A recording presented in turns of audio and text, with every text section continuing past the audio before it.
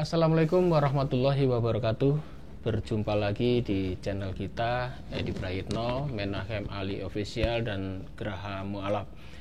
Seperti biasa, setiap malam Jumat kita selalu mengadakan kajian-kajian yang lagi viral dibicarakan banyak orang ya.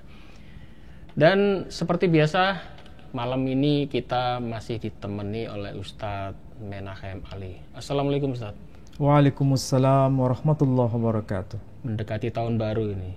Oh Bagaimana? iya, tinggal Natal, beberapa hari ya. Natal dan tahun baru ya.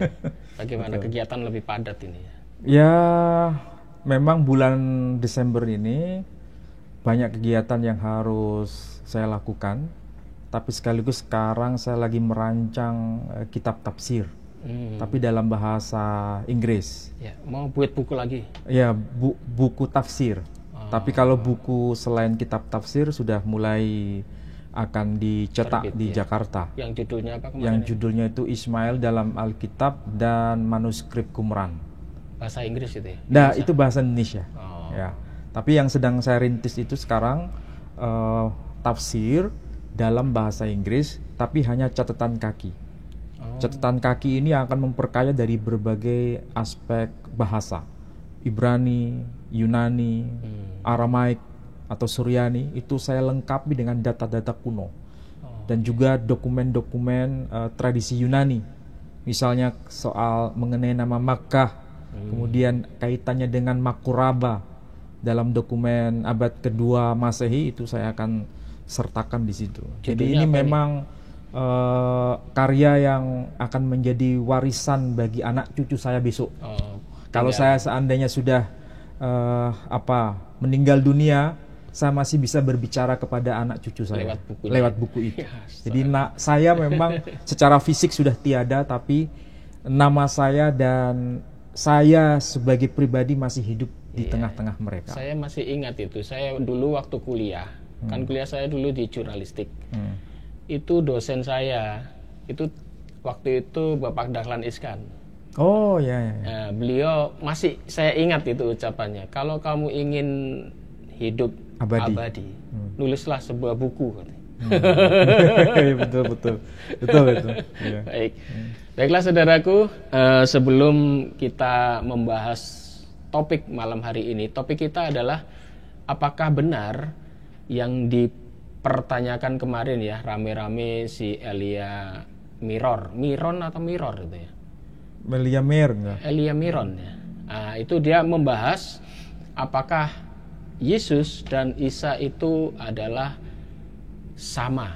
Nah, ini nanti menarik, nanti akan dikaji oleh Ustadz Menahem Ali. Tapi sebelumnya saya ingin tunjukkan kepada pemirsa sekalian, ini adalah proyek pembangunan Masjid At-Tauhid di Jombang. Ini kita ke sana kemarin ya, tanggal 9. Dulu kita punya proyek yaitu ingin membuat tandon. Karena apa? Karena lokasi masjid ini di atas bukit. Kalau kita harus mengebor, mencari air itu susah.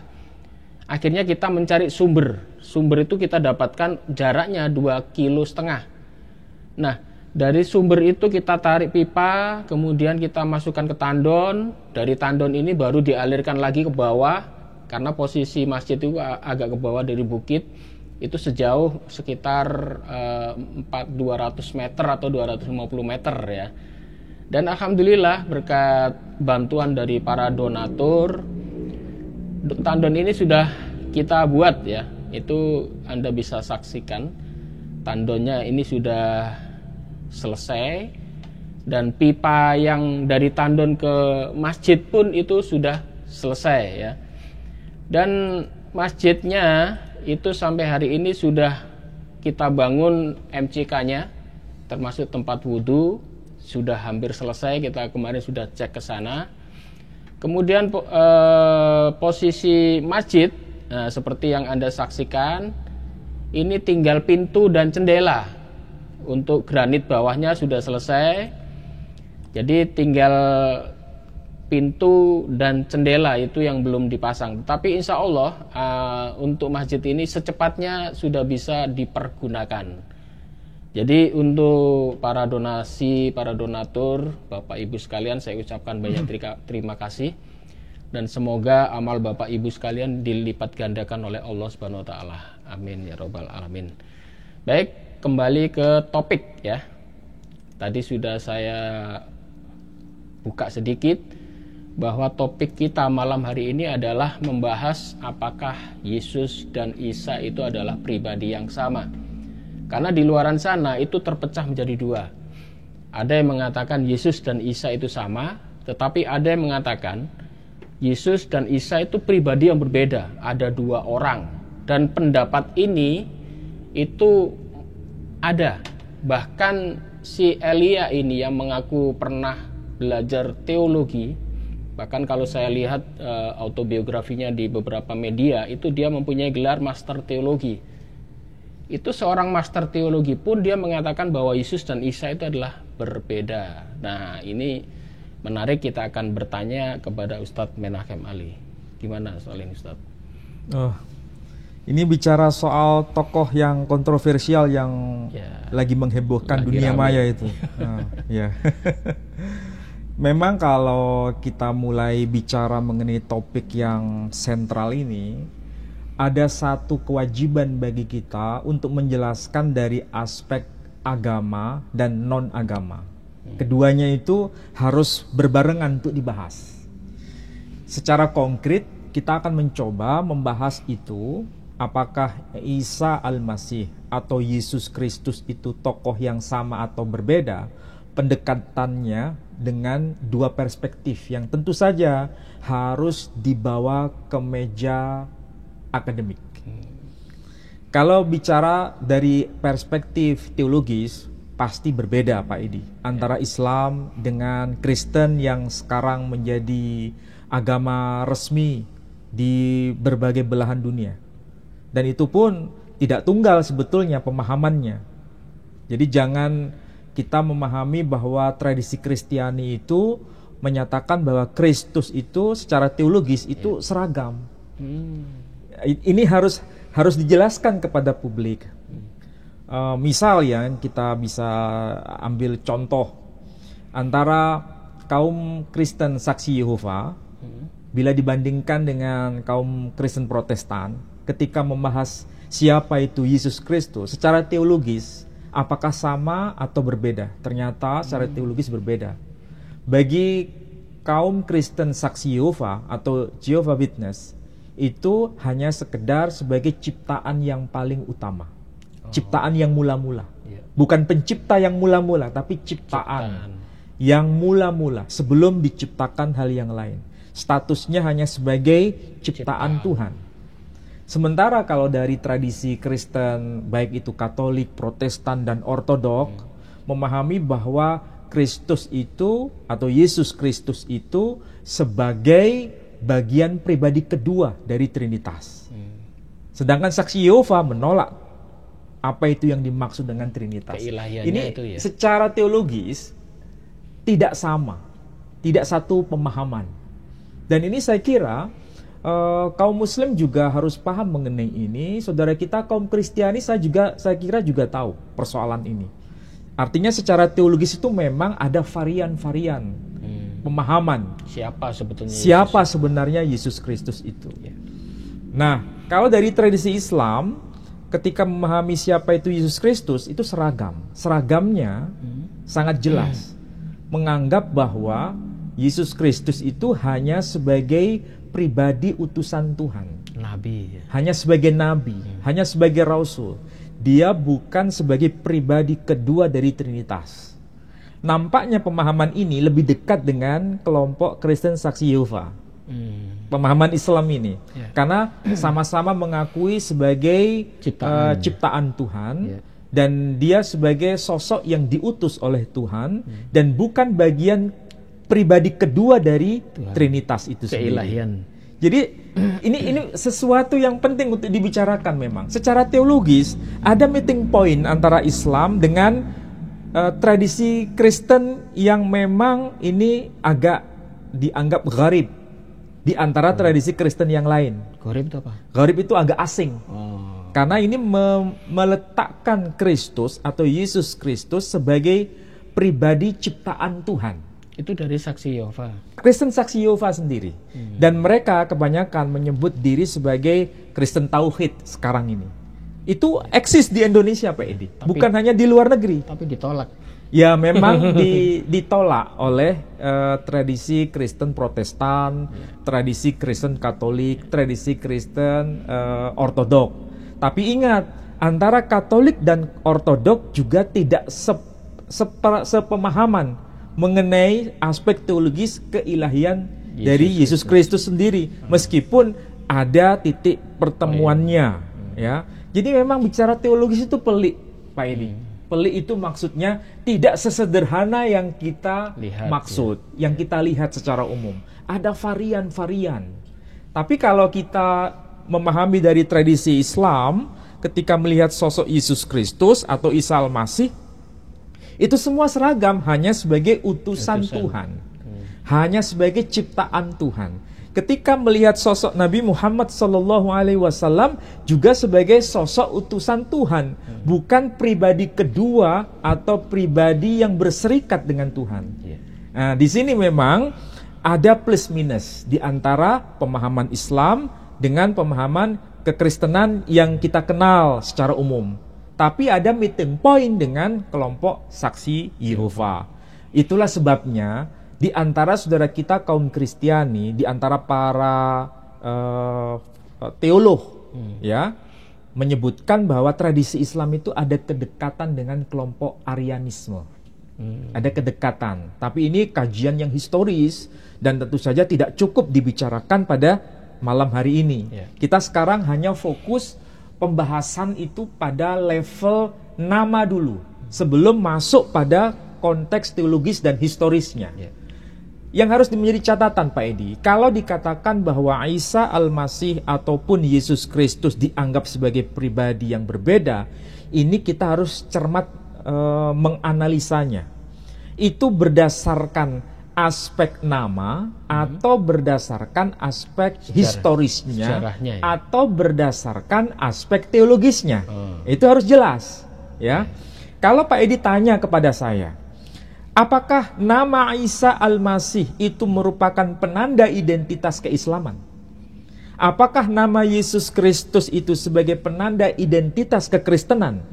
Nah, ini yang harus kita bahas berdasarkan dokumen. Ini yang kita bahas lebih awal dulu. Oke? Nah, kita harus tahu, dalam tradisi Islam, itu basis utamanya adalah Al-Quran. Di dalam Al-Quran yang diwahyukan dalam bahasa Arab, itu yang muncul adalah nama Isa Al-Masih. Isa ibnu Maryam. Jadi yang dikenal dalam Quran itu Isa ibnu Maryam atau Isa Al-Masih. Itu semua ayat Quran menyebutkan itu. Menariknya, nama Isa itu terulang sebanyak 25 kali di dalam Al-Quran. Berarti lebih banyak dibanding dengan nama Nabi Muhammad SAW yang hanya terulang sebanyak 4 kali dengan nama Muhammad, sementara nama Ahmad terulang hanya 1 kali. Berarti prosentase pengulangan nama sang tokoh itu lebih banyak nama Isa dibanding nama Muhammad SAW. Ini menjadi catatan menarik. Kenapa bisa begitu? Tentu saja ini ada semacam pertanyaan besar, question mark, yang harus terjawab. Tapi kita harus tahu, mengapa wacana mengenai tokoh ini sehingga namanya itu terulang sekian banyaknya, itu berarti hampir bisa dikatakan penyebutan narasi sang tokoh ini sangat-sangat rigid di dalam Al-Quranul Karim. Sangat detail di dalam Al-Quranul Karim. Dan detailnya itu bukan hanya detail dalam konteks kalimat, bahkan dalam satu surah.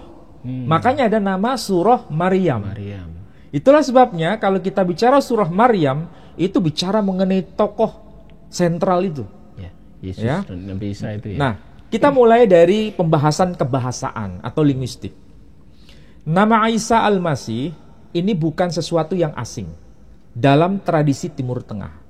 Basisnya bahasa Arab. Sebelum munculnya Quran, nama ini sudah populer dalam tradisi Suryani. yang kita kenal dengan teks Peshitta.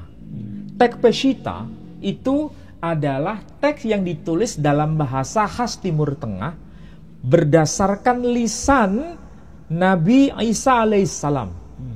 Karena beliau bicara ketika menyembuhkan orang yang punya penyakit matanya buta, kemudian supaya bisa melihat, dia mengatakan, dan itu tercatat dalam Injil Kristen sekarang dalam bahasa aslinya. Dia berkata apa? Efata, arti bahasa Arabnya sama dengan iftah. Apa artinya? Terbukalah. Jadi intinya ketika dia bicara mengenai mukjizat besar itu, efata, terbukalah, bahasa Arabnya iftah. Mata yang buta itu menjadi melihat. Ketika ada perempuan, anak perempuan yang meninggal dan dia mau hidupkan itu, dia berkata dalam bahasa Suryani. Apa itu? Talita kumi. Bangkit. Wahai anak perempuan, bangkitlah. Ini bahasa Suryani, mirip dengan bahasa Arabnya. Bahkan dalam klaim agama Kristen sendiri yang disalibkan itu Yesus Kristus, ya. Menurut saudara kita kaum Kristiani, dia juga bicara dalam bahasa Suryani, bukan dalam bahasa Yunani. Eli itu ya. Iya, betul. Dia bicara apa? Eli Eli lama sabaqtani. Nah, kalau dalam bahasa Arabnya dekat dengan bahasa Suryani. Ilahi ilahi limada taraktani. Arti harfiahnya sama. Tuhanku, Tuhanku, mengapa engkau meninggalkan aku? Jadi ilahi ilahi limada taraktani itu bahasa Arabnya. Sementara bahasa Suryaninya dia berujar dengan bahasa Eli Eli lama sabaqtani. Nah, ini ada kedekatan. Dan dalam bahasa Suryani, beliau itu namanya dikenal dengan sebutan Aiso de Mesiho. Oh, Iso ya. Aiso de Mesiho. Nah, kita lihat Pak Edi, ini adalah kitab yang dikenal dengan sebutan teks Peshitta dalam bahasa Suryani. Al-Ahdul Jadid As-Suryani Peshitta Tarjamah Baina Sutur Suryani Arabi. Jadi ini kitab perjanjian baru versi teks Peshitta, ada terjemahan bahasa Arabnya, ada versi bahasa Suryaninya. Bahasa Suryani itu ditulis dari kanan ke kiri, sama seperti bahasa Arab dari kanan ke kiri. Dan tulisannya mirip Pak Edi. Tulisannya mirip, saya tunjukkan ya, supaya nanti lebih gampang. Nah, ini disebut misalnya Injil Mata, ya, Injil Mata. Tulisan Suryani itu yang bagian atas Pak Edi. Nah, ini tulisan Suryani. Yang bawah ini bahasa Arabnya. Nah, ini terjemahan kata per kata. Ini kalau dibaca tertulis ketaba dilidute Aiso Mesiho bre David bre de Abraham. Saya ulangi lagi. Ketaba dilidute Aiso Mesiho bre de David bre de Abraham. Disebut kalau ya. Kita lihat di sini namanya adalah Aiso Mesiho. Bahasa Arabnya menjadi Isa Al-Masih. Ini cetakan ini ditulis tahun berapa ini Pak? Ini terbitan Lebanon. Nah, ini tertulis. Ini kalau kita lihat diterbitkan oleh Universitas Münster ya. Kalau dilihat di sini ya. Ini tertulis Le Nouveau Testament Syriaque, la Peshitta Intelligence Syriaque Arabe. Jadi ini bahasa Perancis Pak Edi. Nah, ini menjadi satu dokumen untuk membuktikan bahwa antara bahasa Arab dengan bahasa Suryani itu ada kedekatan, ada kemiripan. Makanya disebut ketava, bahasa Arabnya kitab. Ketava, bahasa Arabnya kitab. Dilidu teh, dari kata ini muncul yelet. Dalam bahasa Arab muncul yulat. Nah, mirip kan? Karena bahasa Suryani, bahasa Arab itu ada kemiripan, satu rumpun ya. Satu rumpun bahasa. Ya. Jadi sekali lagi teks Peshitta itu penting menjadi dasar untuk memahami apa betul nama Isa Al-Masih itu ada kaitan dengan istilah Suryani yang disebut Aiso Mesiho atau Aiso de Mesiho. Dan secara dialek tidak ada beda. Terus kemudian tiba-tiba berganti menjadi Yesus itu gimana sejarahnya itu ya? Karena itu muncul dalam versi bahasa Yunani. Sedangkan kita tahu beliau itu orang Yunani atau orang Timur Tengah? Iya, Timur Tengah. Orang Timur Tengah. Khasnya dari kalangan Yahudi. Tapi beliau bertutur dalam bahasa Suryani. Jadi kalau beliau dikenal namanya dengan nama Aiso de Mesiho, sedangkan dalam bahasa Arab menjadi Isa Al-Masih, berarti ini merujuk pada tokoh yang sama. Dalam bahasa yang beda. Sebentar, Wali. Untuk bahasa Suryani dan Aramaik itu bedanya di mana ya, Wali? Begini, kalau kita sebut bahasa Suryani, itu bahasa khas tradisi Kristen. Kalau kita sebut bahasa Aram atau Aramaik, itu bahasa khas tradisi Yahudi. Sebetulnya antara dua bahasa dengan istilah yang beda itu ibaratnya seperti kita mengatakan bahasa Indonesia dengan bahasa Melayu. Itu. Jadi kalau ada orang bertutur dalam bahasa Indonesia, orang Malaysia paham. Atau orang Malaysia bertutur dalam bahasa Melayu, orang Indonesia juga paham. Meskipun tidak seluruhnya total ya. Ada bagian tertentu yang mungkin barangkali ada perbedaan. Tetapi secara mayoritas kosakata yang dipakai antara bahasa Aram dengan bahasa Suryani itu ada kedekatan. Dan kalau bahasa Aram itu ditulis dengan huruf Ibrani. Aram itu bahasa Ibrani. Ya, ditulis dengan huruf aksara Ibrani. Sedangkan kalau Suryani itu ditulis dengan huruf yang mirip bahasa Arab tadi itu. Nah, ini Suryani. Ini ada dikenal dengan istilah Sirto, Estrangilo, dan lain sebagainya. Nah, ini menandakan bahwa penggunaan aksara itu menjadi penanda identitas agama. Nah, kalau Yahudi tidak pakai aksara ini. Mereka pakai bahasa Ibrani. Bahasa Ibrani, aksara Ibrani. Atau bahasa Aram, aksara Ibrani. Nah, itu. Ini kalau lihat dari perspektif teks Peshitta, ya, teks Peshitta. Sedangkan orang Kristen sendiri, jangan lupa Pak Edi, itu juga menggunakan istilah Isa Al-Masih.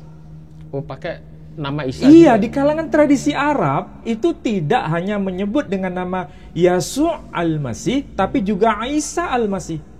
Ini buktinya. Ini yang disebut dengan, saya tunjukkan, Al-Kitabus Syarif, ya, Al-Kitabus Syarif, At-Taurah wal Mazamir. Jadi ini kitab Taurah dan kitab Mazmur. Wasuhuf Al-Anbiya, kitab apa itu? Kitabnya para nabi. Wal Injilus Syarif, dan kitab Injil, ya, Asy-Syarif. Ini dipakai di kalangan tradisi Kristiani juga di Timur Tengah. Apa yang muncul di kitab ini? Ya, nama Yesus atau nama Yesus atau nama Isa. Nah, ini saya tunjukkan ya. Di sini ternyata juga menggunakan istilah yang sangat dekat dengan istilah Quran. Nah, Injilus Syarif, ya. Kemudian di sini tertulis mata. Mata berarti Matius. Matius. Nah, bahasa Arabnya Matius. Bukan mata dalam arti mata kita ini, bukan. Orang Arab menyebut Injil mata. Injil Markus, Injil Luka, Injil Yuhanna. Nah, ini Injil mata, ya. Di sini disebutkan hada sijil nasabi Isa Al-Masih. Inilah daftar nasab dari Isa Al-Masih. Betul kan? Tertulis apa? Isa Al-Masih, bukan Yesus Al-Masih, tapi Isa Al-Masih. Artinya apa? Tradisi Kristen juga mengenal nama Isa Al-Masih. Jadi kalau misalnya Elia Miron mengatakan Isa Al-Masih itu khas tradisi Islam, ini kekeliruan yang sangat fatal. Karena Kristen sendiri juga menggunakan istilah Isa Al-Masih. Bahkan tradisi Islam sendiri kalau ada Al-Quran terjemahan bahasa Inggris, itu misalnya tertulis Jesus said. terjemahan Jesus itu diterima di kalangan Muslim sebagai nama versi Inggris dari nama Isa Al-Masih. Jadi kita sendiri umat Islam itu tidak keberatan, Pak Edi. Kalau dalam bahasa Arabnya disebut Isa Al-Masih, dalam bahasa Inggris disebut Jesus Christ, itu juga nggak masalah. Atau Jesus the Messiah, juga tidak ada masalah. Tradisi Kristen juga menyebut Isa Al-Masih. Dalam bahasa Suryani tadi menyebutnya apa? Isa the Mesiho. Ya kan? Jadi kalaupun mereka tidak berterima ya, misalnya ada yang berkata, yang Kristiani misalnya, mengatakan, ya ini kan terjemahan menyebut Isa Al-Masih karena mengikuti tradisi Islam. Misalnya begitu. Kira-kira jawabannya apa, Pak Edi? Ya memang terjemahan. Iya. Tapi kan Peshitta dipakai dalam tradisi Kristiani. Sebelum Islam ada, tradisi Kristiani yang menggunakan teks Peshitta itu sudah ada abad ke-5 Masehi dan menyebutnya nama Isa the Mesiho. Nah, itu. Kemudian ada pendapat lagi, Pak. Mungkin ucapan Yesus itu karena waktu itu kan di Yerusalem kan dijajah oleh Roma ya. Mereka selalu klaim bahwa bahasa yang mereka gunakan itu adalah bahasa Yunani. Akhirnya pergeseran nama dari Isa menjadi Yesus. Kita ketahui nama-nama Yunani itu kan kebanyakan akhiran us itu ya. Apa seperti itu ya? Ya, memang di antara tradisi Kristiani itu ada dua pandangan ekstrim. Yang kelompok Katolik, Kristen Katolik, dan mayoritas Ortodok mengatakan bahwa Perjanjian Baru, kitab-kitab Perjanjian Baru itu aslinya ditulis dalam bahasa Yunani, kemudian diterjemahkan ke dalam bahasa Suryani, atau diterjemahkan ke dalam bahasa Amharik atau bahasa Koptik. Jadi yang asli yang mana? Bahasa Yunani. Nah, menurut Katolik atau Ortodok Yunani. Tapi bagi penganut Ortodok Assyria yang dikenal dengan sebutan Kristen Nestorian, mereka mengklaim sebaliknya. Yang asli itu bukan bahasa Yunani, tapi bahasa Suryani. Mana lebih dulu akhirnya nanti tanya. Sehingga di antara dua kubu yang saling berseteru ini sampai sekarang tidak bisa duduk bersama. Karena yang satu mengklaim yang asli Yunani, yang satu mengklaim yang asli adalah Suryani. Itu kan sebetulnya bisa dilacak dari lebih dulu mana gitu. Atau manuskripnya masih ada itu? Ya, memang di antara kedua kelompok ini tidak bisa dipertemukan karena sama-sama mengklaim yang lebih asli. Itu bukan saya mengatakan, Pak Edi. Ini adalah perdebatan di kampus. Di kampus teologis. Baik versi Kristen Nestorian maupun versi Kristen yang lain. Perdebatan ini tidak selesai sehingga kesepakatan di antara dua kubu yang saling berseteru, memang mereka sepakat Yesus bicara dalam bahasa Suryani. Sepakat itu, bukan dalam bahasa Yunani. Beliau bicara dalam bahasa Suryani. Talita kumi. Kemudian Efata, Eli Eli lama sabaktani. Itu kan bukan bahasa Yunani. Itu bahasa Suryani. Tapi ketika teks ini ditulis pertama kali, itu dalam bahasa apa? Itu yang diperdebatkan. Belum ketemu sama sekali. Belum ketemu. Nah, kita yang Muslim kalau ditanya, wahyu Tuhan diturunkan dalam bahasa apa? Al-Quran itu Arab. Bahasa Arab. Ketika ditulis pertama kali dalam bahasa apa? Arab juga. Semua sepakat. Kalau tradisi Kristiani tidak sepakat, Pak Edi. Masih ada perdebatan. Ada perdebatan. Ini harus diakui memang begitulah. Ini kajian akademik. Semua bisa membuka data itu. Artinya apa? Dari sisi nama memang nanti muncul dua. Yang satu menyebut Yesus Kristus dalam bahasa Indonesia ya, dan itu dari bahasa Belanda Yesus Kristus. Dalam bahasa Inggris disebut Jesus Christ. Dalam bahasa Yunani Isu Kristo. Yesus Kristus. Jadi menyebutnya Yesus Kristus. Yesus Kristus. Ya. Tapi bahasa aslinya kalau kita merunut seorang ibu ngasih nama anak itu kan nggak 2 atau 3, pasti 1. Nah, nama asli Yesus itu siapa aslinya? Nah, makanya itu Pak Edi. Kita harus melacak beliau itu orang mana dulu. Apakah beliau orang Yunani, penutur bahasa Yunani, atau beliau itu orang Yahudi penutur bahasa Yunani, atau dia itu orang Yahudi penutur bahasa Suryani? Nah, itu kan menarik untuk dibicarakan dari ibunya itu ya. Sisi bahasa ya, isi bahasa. Iya, iya. Nah, ini saya berikan contoh lain Pak Edi. Tadi dalam bahasa Suryani disebut Aiso the Mesiho. Dalam bahasa Arab ada Isa al-Masih. Ini Injil dalam bahasa dalam bahasa Parsi. Dalam bahasa Parsi dia juga disebut dengan nama Isa Masih.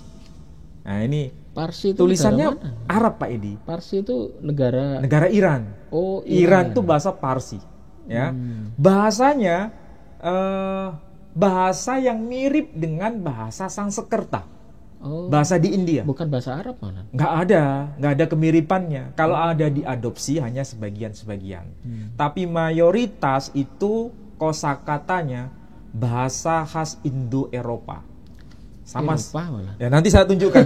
ya, saya tunjukkan. Ini kalau dibaca Injil Matius ya, pasal yang paling awal itu disebutkan Ajdad Isa Masih, ya. Ajdad Isa Masih. Ajdad itu silsilah gitu ya. Bisa dikatakan nasab. Silsilah gitu ya. Kalau arti harfiahnya itu jad itu artinya nenek kakek. Silsilah. Silsilah berarti Ajdad Isa Masih.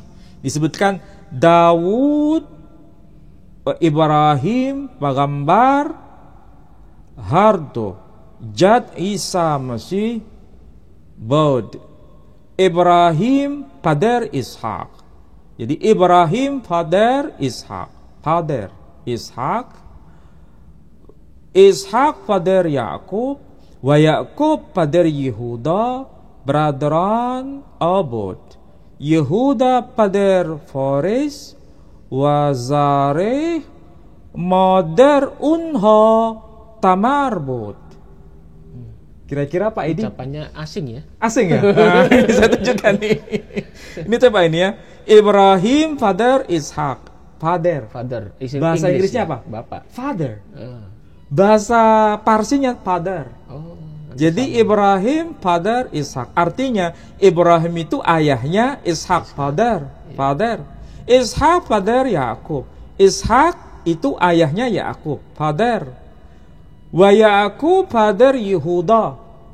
Dan Yakub itu ayahnya Yehuda. Wa brotheran Obot, brotheran. Bahasa Inggrisnya brother, saudara. Iya kan? Iya, mirip-mirip Inggris malah. Iya, karena apa? Bahasa Parsi itu satu rumpun keluarga Indo-Eropa. Ya. Dalam bahasa Parsi disebut pader, dalam bahasa Sanskrit disebut pitar. Father Pitar. Kalau bahasa Parsinya pader. Dalam bahasa Inggrisnya father. Dalam bahasa Jerman vater. Ya. Dalam bahasa Yunani, dalam bahasa Latin menyebutnya apa? Pater. Waduh. Iya, pater noster, misal doa Bapa kami itu. Hampir mirip ya. Brotheran, ini bahasa Parsi. Brotheran bot, abot, brotheran arbot. Brotheran bahasa Inggrisnya brother. Saudara. Ya, brother, saudara laki-laki. Ya, kemudian kalau bahasa Sanskritnya menjadi apa? Barata. Nah, jadi jalan Barata Jaya, Barata itu saudara laki-laki. Makanya ada perang Barata Yuda, perang saudara. Itu bahasa Pali. Parsi. Kalau bahasa Sanskrit. Nah, kalau Parsinya brotheran. Yehuda Pader Fares. Jadi Yehuda itu ayahnya dari Fares, Wazare, Modar, Unha, Tamarbot. Modar, bahasanya mother. Ibu dari seorang yang bernama Tamar. Ya, jadi siapa itu? Tokoh yang bernama Yehuda itu dengan perempuan yang bernama Tamar punya anak namanya Fares dan Zareh. Ya kan? Nah, ini bukti bahwa meskipun ini adalah terjemahan dalam bahasa Parsi hanya mengenal nama tokoh yang disebut Isa Masih. Jelas kan? Bukan Yesus. Bukan Yesus. Mau contoh lagi? Ini ada Alkitab. Bahasa Bahasa apa ini? Madura. Bahasa Madura. Alkitab dalam bahasa Madura. Nah, ini coba lihat. Nah, ini bisa dilihat ya. Alkitab dalam bahasa Madura. Lembaga Alkitab Indonesia Jakarta tahun 1994. Apakah Alkitab ini yang dipakai di kalangan saudara kita kaum Kristiani juga pakai istilah Isa atau pakai istilah Yesus? Nah, cek di sini nanti. Ternyata di sini lihat. Matius pasal 1 ya. Tertulis apa dalam bahasa Madura ini? Daftara pangotawana Isa Almasih. Oh, tulis Isa Almasih. Daftara pangatawana. Ini artinya daftar silsilah atau nenek moyang Isa Almasih. Muncul nama Isa Almasih kan? Ini terbitan mana? Lembaga Alkitab Indonesia. Bukan terbitan Departemen Agama Islam loh Pak Edi. Betul kan? Kemudian di sini tertulis apa? Area daftar pangatawana Isa Almasih toronanna Dawud toronanna Ibrahim. Inilah daftar nenek moyang Isa Almasih, toronanna Daud, keturunan Daud, toronanna Ibrahim, keturunan Ibrahim. Di sini muncul nama Ibrahim, muncul nama Daud, muncul nama Isa Almasih. Ini kan istilah yang sangat akrab dalam kitab Al-Quran, iya kan? Tapi tetap saja nggak ada bedanya antara Yesus Kristus dengan Isa Almasih. Kalau kita lihat yang versi bahasa Indonesia, coba perhatikan nih Pak Edi. Ini yang perjanjian baru versi bahasa Indonesia. Nah ini tulisan saya tahun berapa Pak Edi? Udah lama ini. Dulu masih Kristen ini. Coba lihat nih. Inilah silsilah Yesus Kristus, anak Daud, anak Abraham. Jadi mau disebut Yesus Kristus, Isa Almasih, atau Iso de Mesiho, itu tokohnya satu. Iya. Tidak beda. Jadi kalau tiba-tiba muncul seseorang yang mengatakan Yesus dan Isa itu berbeda hanya karena dilihat tempat lahirnya. Oh, ada. Iya, ada yang berkata begini, kalau Isa Almasih itu lahirnya di bawah pohon korma. Iya. Kalau Yesus Kristus itu lahirnya di kandang domba. Kira-kira kalau ini ditanyakan kepada kita, apa jawabannya?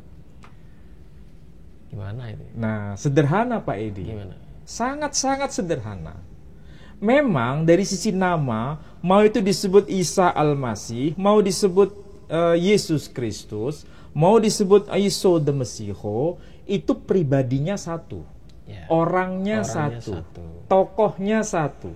Tapi narasi detailnya itu ada varian. Dan itu wajar Pak Edi. Wajar. Iya. Kewajaran itu bukan hanya sesuatu yang ada antara Kristen dan Islam, tapi antara Injil Matius, Injil Markus, Injil Lukas, Injil Yohanes ada perspektif yang berbeda. Versi beda-beda. Ya. Cuma di sini nanti memang lebih mencolok perbedaannya antara versi Kristen dengan versi Islam. Kalau versi Islam, Isa Almasih atau Yesus Kristus lahir di bawah pohon korma. Sedangkan versi Kristen itu lahir di kandang domba. Apakah betul di kandang domba masih menjadi perdebatan. Ayatnya enggak. Karena antara versi Matius dan versi Lukas berbeda. Secara detail ya, secara detail. Tidak disebutkan secara detail itu. Makanya ini penting. Kalau kita lihat dalam versi bahasan dari tradisi ulama Islam Pak Edi.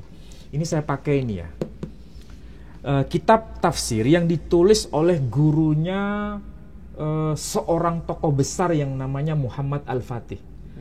Pak Edi tahu siapa yang menaklukkan kota Konstantinopel? Siapa? Muhammad Al-Fatih. Iya. Ya kan? Siapa gurunya? Gurunya itu yang menulis kitab ini. Namanya adalah Al-Imam Shihabuddin Ahmad bin Ismail Al-Qurani. Namanya ya. Kitab tafsirnya Ghayatul Amani fi Tafsiril Kalamir Rabbani. Ini kitab tafsirnya. Ini jilid yang keberapa ini ya? Jilid yang keempat.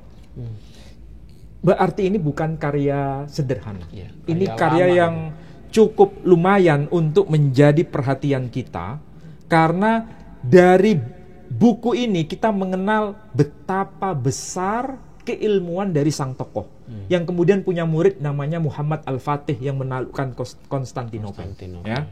Nah, tolong Pak Edi bisa lihat yang Quran ya, Quran terjemahan. Quran terjemahan Surah Maryam, surah yang ke-19, ayat yang ke-16 Pak Edi.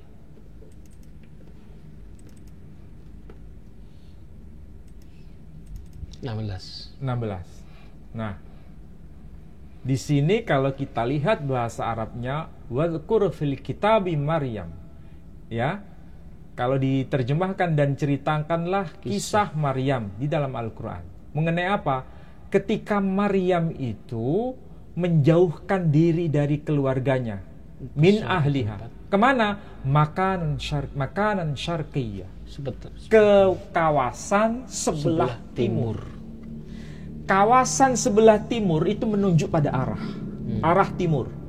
Berarti beda dengan arah selatan, Pak ini. Ya.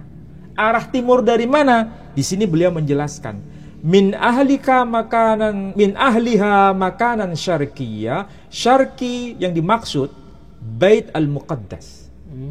Jadi yang dimaksud itu adalah timur dari Baitul Maqdis. Ya.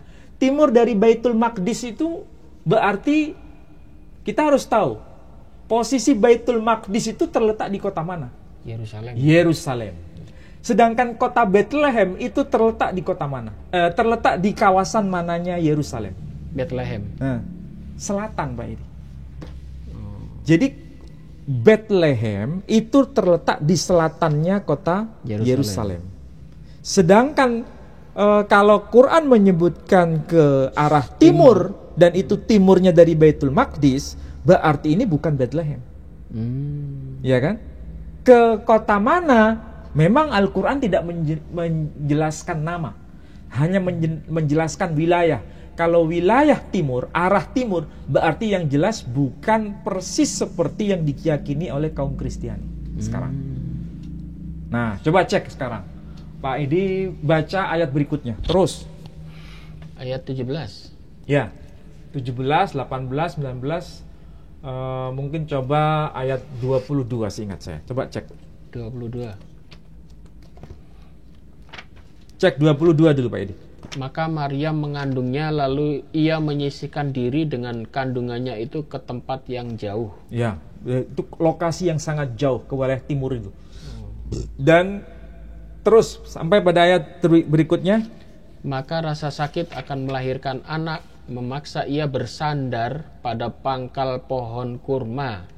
Ia berkata, aduhai, alangkah baiknya aku mati sebelum ini, dan aku menjadi barang yang tidak berarti. Terus, 24. Lagi dilupakan. 24. Maka Jibril menyerunya dari tempat yang rendah. Janganlah kamu bersedih hati, sesungguhnya Tuhanmu telah menjadikan anak sungai di bawahmu. Jadi ini merupakan bukti yang jelas dan runtut sesuai dengan informasi Al-Quran, bahwa malaikat Jibril itu menyeru dari kawasan atau lokasi yang rendah. Kalau lokasi yang rendah, kawasan yang rendah, tanah yang rendah, itu berarti terendah dalam konteks apa?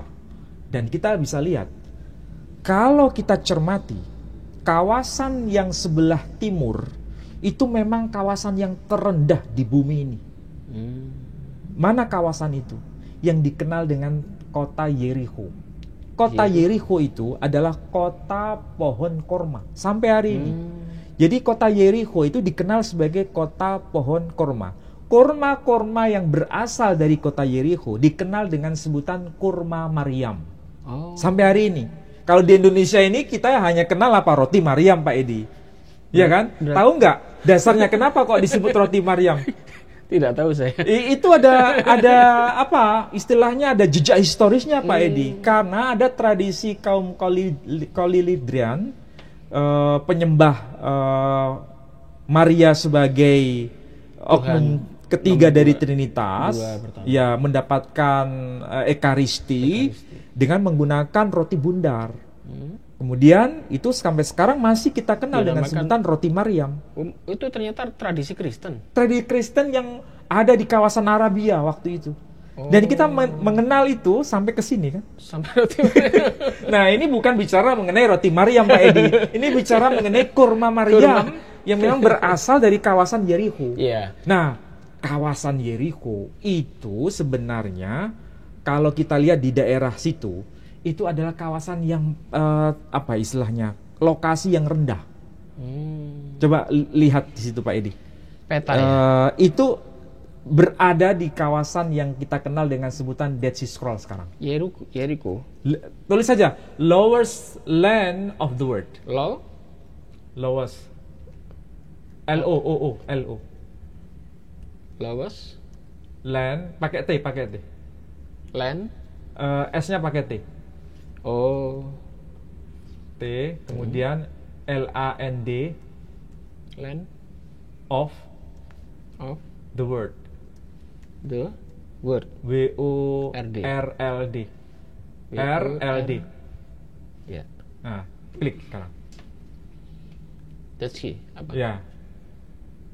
Dead Sea. Indonesia nggak apa-apa. Ini juga nggak apa-apa. Coba.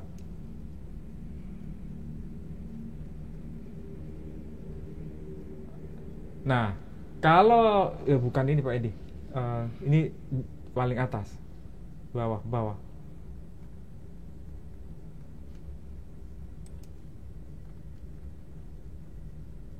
Bukan yang ini. Tadi ada coba sebelum klik yang tadi. Nah, ini. Dead Sea Scroll. Ini. Dead Sea. Nggak bisa ini. Ini kita bisa tahu berdasarkan ini terletak di kawasan yang dekat dengan kawasan Yeriko. Jadi ini adalah titik terendah, kawasan yang paling rendah di permukaan bumi. Makanya kalau Al-Quran berkata bahwa malaikat Jibril menyeru dari kawasan yang terendah itu, berarti lokasinya di mana? Di kawasan yang disebut kawasan Yeriko itu. Dan di sanalah kemudian nanti Nabi Isa sendiri atau Yesus itu menurut para ahli dikenal sebagai orang-orang Eseni.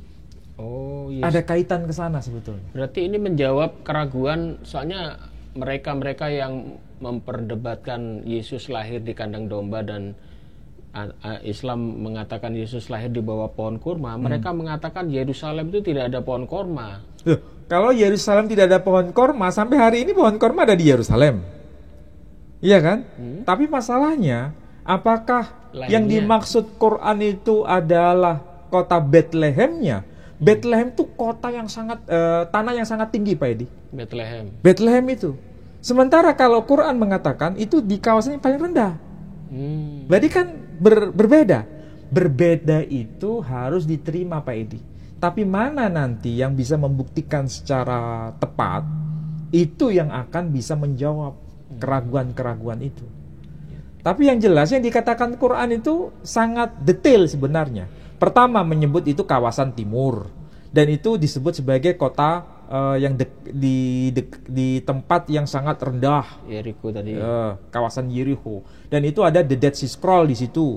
Dan di sana juga merupakan kawasan yang memang menjadi penghasil kurma terbesar di kawasan Palestina sampai hari ini. Yeriko itu masih masuk kawasan Palestina ya? Iya, tapi sebelah timurnya kota Yerusalem. Berarti masuk wilayahnya Israel sekarang. Ya masih. Karena di situ ada Dead Sea Scroll juga. Berarti kalau mereka mengatakan Israel tidak ada pohon kurma, ya berarti mereka kurang piknik gitu. Ya memang mengatakan kalau di Yerusalem nggak ada pohon korma ya lucu juga.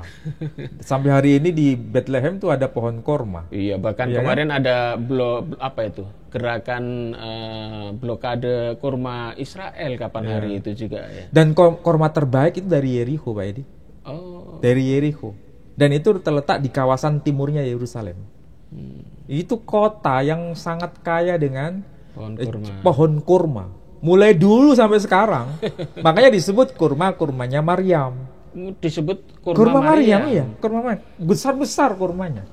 Berarti Al-Quran itu dengan detailnya mengatakan mereka pergi ke timur. Kemudian malaikat Jibril menyeru beliau dari kawasan yang rendah. Kemudian di situ ada mata air. Betul. Kalau mata airnya itu ada di anak-anak sungai, ya berarti itu kondisi musim panas atau musim dingin. Itu pasti musim panas. Karena kurma itu hanya tumbuh pada saat bulan Agustus dan September. Berarti bukan Desember. Ya, yang jelas bukan. Karena pohon kurma itu pasti tumbuhnya, buahnya itu di bulan Agustus atau September. Nggak mungkin di bulan selain itu. Sampai hari ini itu setahun sekali. Dan di situ ada mata air. Mata airnya itu anak-anak sungai. Sampai sekarang masih ada itu. Iya, sampai sekarang masih ada. Iya. Kalau mata air kalau mata air yang besar, kalau musim hujan airnya penuh nggak?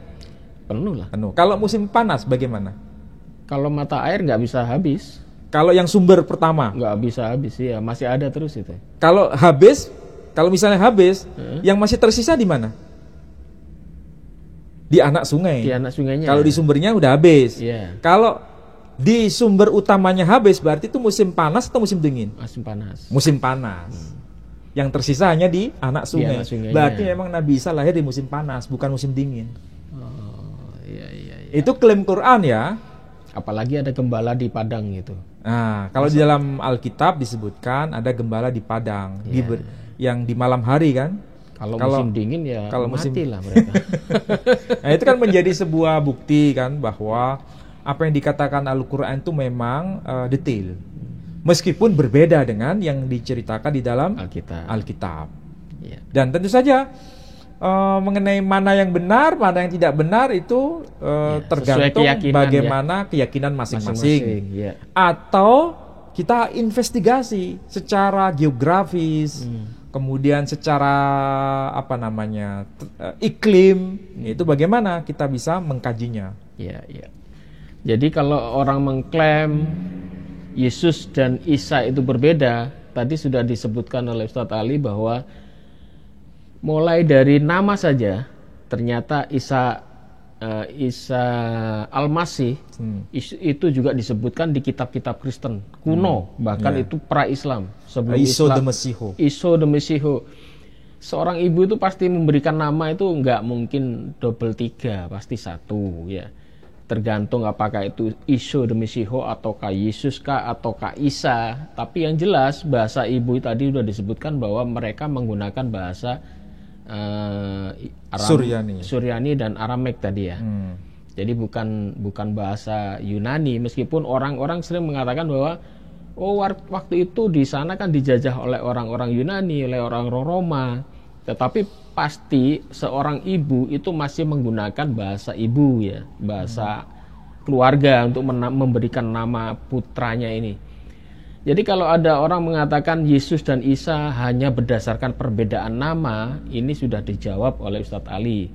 Itu tidak benar. Itu tidak benar. Berarti ini tetap bahwa itu adalah pribadi yang sama ya Ustadz ya. Kemudian yang kedua, mereka mengatakan perbedaan Yesus dan Isa hanya karena dilihat kisah, yang satu lahir di bawah pohon kurma, yang satu lahir di kandang domba. Ternyata mereka mengatakan, di Israel tidak ada pohon kurma, mustahil Yesus lahir di bawah pohon kurma, tadi udah disebutkan.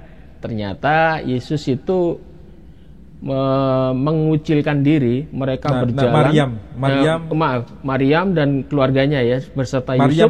mengucilkan dirinya itu ke kawasan timur, dan kawasan itu adalah kawasan yang rendah, yaitu Yeriko. Dan itu adalah kota Yeriko. Dan di sana sampai hari ini ditemukan kurma yang enak sekali yang dinamakan kurma Maryam. Wah, luar biasa. Selain kita makan roti Maryam, seharusnya konsumsi ada kurma Maryam. Habis ini kita harus berburu kurma Maryam dari Yeriko.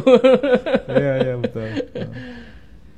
Baiklah saudaraku, untuk kita kembali lagi ke Yayasan Pembina Mu'alaf. Kita saat ini masih selalu mengadakan kegiatan, program dan sebagainya, baik itu yang di wilayah YPM Pusat Jawa Timur dengan program pembangunan masjid dan pondok pesantren, Juga yayasan ini membina para mu'alaf di daerah-daerah ya. Kita punya cabang-cabang di beberapa wilayah, baik itu di Papua, Manado, Kalimantan, sampai ke Pulau Jawa. Dan semuanya membutuhkan biaya. Untuk itu, terus dukung kami untuk perjuangan ini. Kalau orang melihat kami hanya kajian saja, sebetulnya tidak ya. Kita banyak sekali punya program pembinaan mu'alaf, membiayai mereka mu'alaf yang kekurangan. Bahkan kita dulu juga memberikan bantuan modal untuk para mu'alaf. Yang jelas banyak sekali program yang akan kita agendakan, tetapi kita sering terkendala dengan soal dana. Di samping kita membangun yang belum selesai, kita juga membangun soal pembinaan mu'alaf dan juga kajian. Kajian ini juga untuk memperkuat akidah Islam, supaya apa? Supaya orang-orang Islam ini jangan sampai ya tergadai imannya. Untuk itu, untuk Anda yang ingin mendukung kami, ini tagline-nya masih berjalan. Anda bisa salurkan bantuan Anda di Bank Syariah Indonesia di nomor rekening 111889971 atas nama YPM atau Tauhid Jawa Timur. Kami doakan para donatur selalu dilimpahkan rezekinya dan dilipat gandakan oleh Allah Subhanahu wa taala. Mungkin Pak Ali ada penutup? Ya, paling tidak kita yang sangat akrab dengan kajian tafsir minimal bisa baca karya dari seorang ahli tafsir, gurunya siapa itu? Muhammad Al-Fatih. Ya. Karya yang sangat luar biasa ini perlu dibaca untuk bisa memahami bagaimana yang terjadi interaksi antara Islam dan Kristiani pada masanya itu. Dari kitab ini, Ghayatul Amani fi Tafsiril Kalamir Rabbani. Ghayatul Amani fi Tafsiril Kalamir Rabbani. Karya dari Al-Imam Asy-Syihabuddin Ahmad bin Ismail Al-Qurani. Jadi ini adalah karya penting untuk memahami betul bagaimana dimaksud Al-Quran sebagai kawasan timur itu ternyata dari kawasan Masjidil Aqsa atau yang disebut sebagai Baitul Maqdis atau bahasa Ibraninya disebut Beit Hamikdash. Nah, kawasan timur itu yang mana? Ini merujuk pada satu-satunya kawasan yang disebut Yericho dan itu disebut sebagai kota kurma. Dan itu tercantum dalam Alkitab sebagai kota kurma. Ada dalam kitab Tauratnya Nabi Musa sendiri. Artinya kota itu sejak zaman Musa sudah dikenal sebagai kota kurma.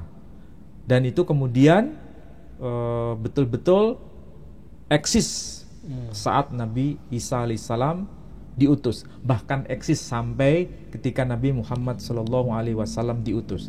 Sampai hari kita sekarang, kota itu penghasil terbesar dari buah yang disebut kurma, dan kurmanya disebut kurma Maria. Masya Allah. Jadi ini mungkin kita akan besok, karena ini mendekati Natal Pak Ali, kemungkinan kita ini akan menarik membahas. Ini dulu pernah Pak Ali difitnah juga bahwa Bunda Maria itu Pak Ali mengatakan dari kitab Talmud itu kan ada tuduhan di dari tentara apa tuh istilahnya Pantera. Nanti kita akan bahas itu. Nah minggu depan kita bahas itu. Soalnya dulu Pak Ali sempat difitnah ini, dan fitnah itu sempat ramai itu. Bahkan yang termakan fitnah bukan hanya orang-orang Kristen, orang-orang Muslim, orang-orang pesantren malah. Orang-orang pesantren, soalnya videonya dipotong. Sehingga Pak Ali pun dihujat waktu itu. Bukan hanya dihujat, mau dilaporkan polisi. Jadi orang-orang pesantren, saudara-saudara kita dari pesantren salah paham mengenai apa yang saya ucapkan waktu padahal itu saya hanya mengutip apa yang termaktub dalam kitab Talmud. Dan konyolnya itu dipotong, Pak. Yang betul. Motong itu adalah sekarang di penjara ya. Udah keluar dia. Udah keluar. Itu Yusuf Manubulu. Pendeta Yusuf Manubulu. Jadi besok kita akan membahas soal itu ya, biar tercerahkan supaya fitnah itu bisa Anda lihat sendiri nanti ceritanya secara full ya, jangan dipotong. Jadi biar lengkap ceritanya. Siapa itu Pantera dan siapa itu Yesus dan siapa itu Bunda Maria, besok minggu depan kita akan membahas soal itu. Ya, kita sekarang hanya fokus pada nama. Nama dulu dan tempat. Soalnya kemarin ramai soal itu. Baik, demikian saudaraku kajian malam hari ini. Semoga Anda bisa tercerahkan dan kami mohon maaf jika ada salah kata. Wabillahi taufik wal hidayah. Wassalamualaikum warahmatullahi wabarakatuh. Waalaikumsalam.